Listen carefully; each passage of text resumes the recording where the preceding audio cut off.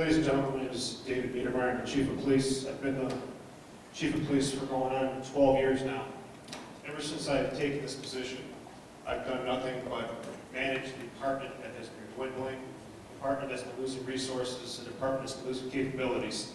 I'm going to make my presentation shorter than I did last time, but what I want to get across to everybody is with our patrol officers, our officers in the street right now, we are barely able to keep up with the demand for service that we have. We are currently, I'm going to classify ourselves as being understaffed.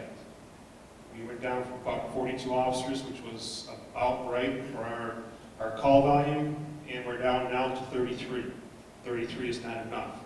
I can get the job done right now with 33, but I can't sustain it with 33. If it's cut in half, it's not sustainable.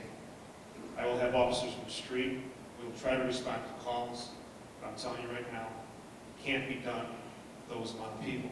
Right now, my staffing levels per shift are approximately 4. Sometimes I'll have the luxury of 5. When you have vacations, when you have sick, when you have injured, when you have training, when you have a multitude of other reasons why an officer may not be on the street, we go down to 3 at times. 3 is not enough. But when I have 3, with a prayer, we can get it done. But I know it's for a short period of time. Now, if this millage doesn't pass, and what's been predicted is going to happen, and we're cut in half, that means on a regular basis, I'm going to be operating with maybe 2 officers. That does not include vacation, sick time, injury, training, arrest when officers are off the street, when I've got to transport prisoners to the county, whatever it may be. There can be times where I may have a officer on the street or no officers on the street. And that's just the hard facts. You can't make it work if you don't have bodies.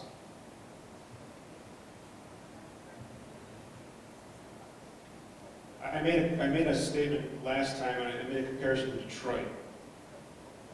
Our squad cars, on average, take a volume of calls that's comparable to some precincts in Detroit.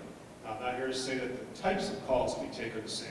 The reason our volumes of calls are as high as they are is because we dispatch an officer just about every time someone calls for an officer. We usually do not deny it unless we're so busy that the feasibility isn't there. We will roll a car up to your front door and take a report. We will come to your house because you've got a neighbor playing a clarinet too loud next door.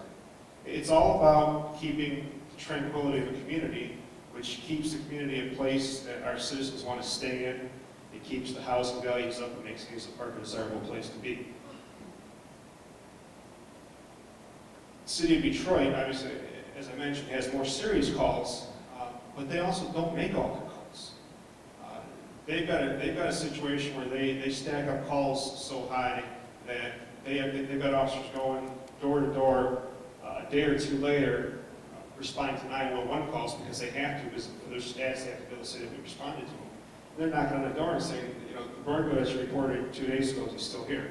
And they're not trying to be funny. What they're doing is they're basically closing out that call, because they can't close out the call until they make the scene. I don't want that to happen here in Hazel Park, because once you lose it, ladies and gentlemen, if you don't have the resources to maintain a basic level of protection for your community, and you lose it, how do you think, or where do you think the money's going to come from to get it back? This lady right here. That's a very powerful story. Once you're dead, except for you, if you came back, you don't come back. If there's any questions, I'd like to take a couple questions. If there's not, I'll turn the mic over.